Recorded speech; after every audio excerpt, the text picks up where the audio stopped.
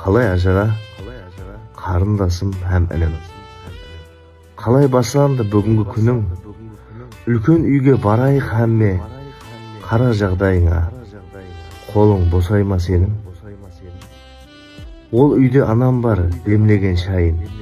Сағынады бәріңді күн өткен сайын, қартайған анамды күттіре бермей, барайықса бүгін, тауып қолайын.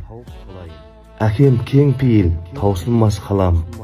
Кемісің болса алып кет деп тұрса саған, пенсиядан пайыңды алып қойдым, керегіңді ал, дейді тек өзіңе ұнаған.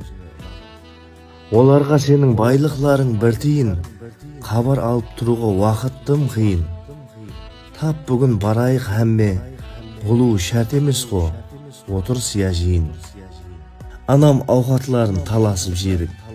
Мектептен қайтарда асығар едік, үй жинау, су тасу, қазан табақ жуғанда, кеселер сындырсақ жасырар едік.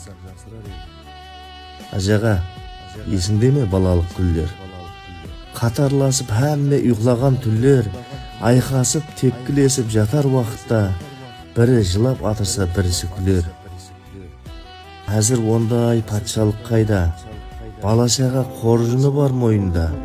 Күн арадан хабар алмасақ та, ең болмаса, қоңырау өтіп тұрында. Атанам жасаған үлкен үй, өмірге жолама берген үй. Балалық базарым қайнаған, мен үшін дүнияда көркем үй.